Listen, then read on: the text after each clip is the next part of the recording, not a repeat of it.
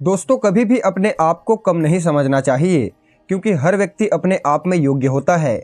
नमस्कार दोस्तों, मैं पंडित दुर्गेश मिश्रा आपका अपने चैनल एस्ट्रो लाइफ में हार्दिक स्वागत करता हूं।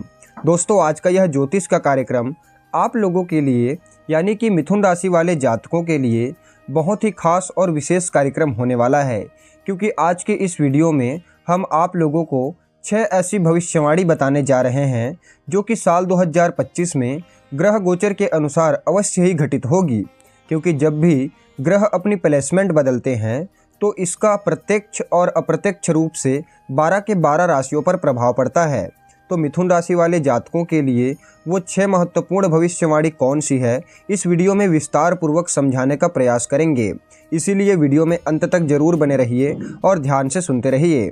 दोस्तों, यह कार्यक्रम आपके चंद्र राशि यानी कि जन्म राशि पर आधारित है, और अगर आप अपने जन्म कुंडली का बारीकी से विश्लेषण करवाना चाहते हैं, अपने जन्म कुंडली को दिखाना चाहते हैं, तो वीडियो के अंदर और डिस्क्रिप्शन बॉक्स में आपको हमारा नंबर मिल जाएगा।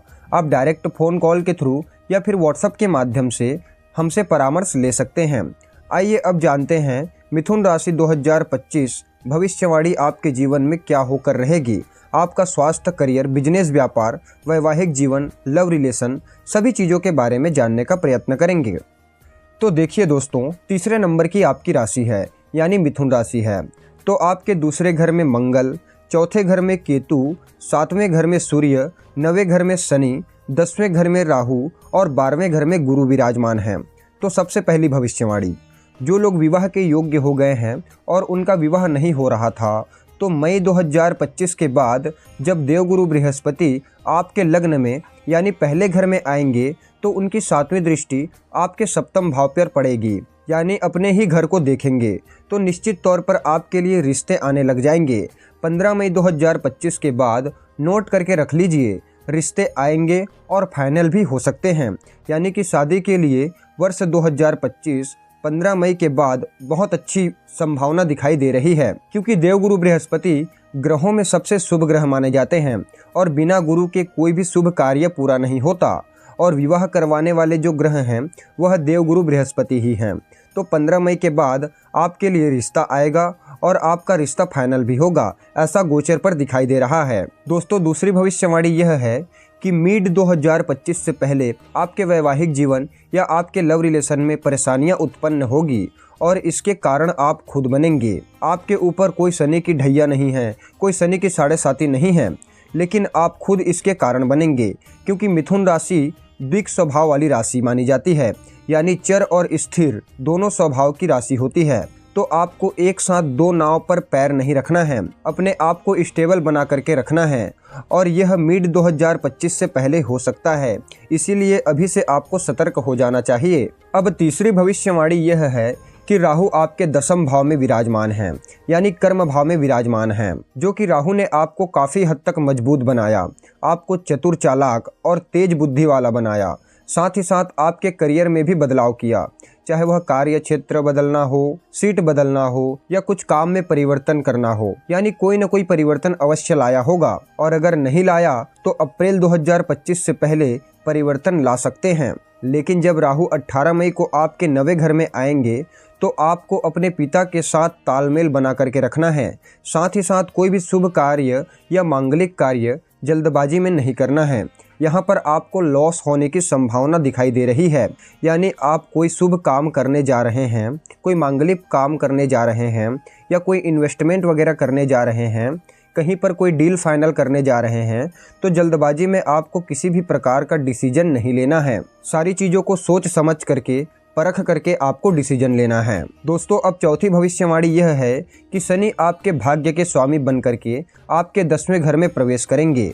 तो पूरे 30 साल बाद कर्म के कारक माने जाने वाले कर्म फल के दाता शनिदेव कर्म स्थान में आ जाएंगे। तो जो भी मिथुन राशि वाले जातक खाली बैठे हुए थे, घर पर बेकार पड़े हुए थे, सोशल मीडिया पर अपना समय व्यर्थ कर रहे थे, गेम वगैरह पर अपना समय व्यर्थ कर रहे थे, तो अब तैयार हो जाओ, क्योंकि शनिदेव आपको घर से बाहर निकालेंगे। आपके अंदर काम करने का जुनून पैदा होगा, यानी नौकरी लगने की बहुत अच्छी संभावना दिखाई दे रही है, चाहे वह प्राइवेट सेक्टर में हो या फिर सरकारी सेक्टर में हो, लेकिन जॉब लगने की बहुत अच्छी संभावना बन रही है। अब आप लोग खाली नहीं बैठोगे, अब कुछ न कुछ काम जरूर करोगे और ख़ास करके अप्रैल में यह परिवर्तन ज़्यादा दिखाई दे रहा है। तो आपकी भाग दौड़ बढ़ जाएगी, आपकी मैच्योरिटी बढ़ जाएगी और जो लोग पहले से ही कार्य कर रहे हैं, पहले से ही करियर बनाने में लगे हुए हैं, चाहे वो प्राइवेट सेक्टर हो, सरकारी सेक्टर हो या फिर जो भी काम हो, शनि के 10वें घर में आने के बाद आपकी रिस्पॉन्सिबिलिटी बढ़ जाएगी, साथ ही साथ आपके इनकम में भी काफ़ी अच्छी वृद्धि होगी। अब 5वीं भविष्यवाणी यह है कि गुरुदेव बृहस्पति आपके 5वें घर पर दृष्टि डालेंगे और साथ ही साथ 9वें घर पर दृष्टि डालेंगे। तो जब गुरु आपके लग्न भाव में आएंगे तो आपके लिए बहुत अच्छी अपॉर्चुनिटी लेकर के आएंगे। इसका मतलब समाज में आपका मान सम्मान बढ़ेगा, सोशल मीडिया में आप बहुत अच्छे ग्रोथ करेंगे, आपका नेम फेम बढ़ेगा। और गुरु जब आपके लग्न में आएंगे तो आपको बुद्धिमान बनाएंगे, आप थोड़े दयालु स्वभाव के बनेंगे और लोगों की सहायता भी बहुत अच्छे से करेंगे। इसके अलावा संतान पक्ष को लेकर मिथुन राशि वाले जातकों के लिए समय बहुत अच्छा दिखाई दे रहा है, यानी 15 मई 2025 के बाद आपके लिए फैमिली प्लानिंग बहुत अच्छी रहेगी और 9वें घर पर भी दृष्टि पड़ेगी, तो आपको भाग्य का भी पूरा सपोर्ट मिलेगा। साथ ही साथ अगर आप अपने स्टडी को लेकर के कुछ नया करना चाहते थे, कुछ परिवर्तन करना चाहते थे, तब भी समय आपके लिए बहुत अच्छा दिखाई दे रहा है। दोस्तों, छठी और अंतिम भविष्यवाणी यह है कि केतु आपके चौथे घर में हैं और 18 मई को सिंह राशि में यानी कि तीसरे घर में चले जाएंगे।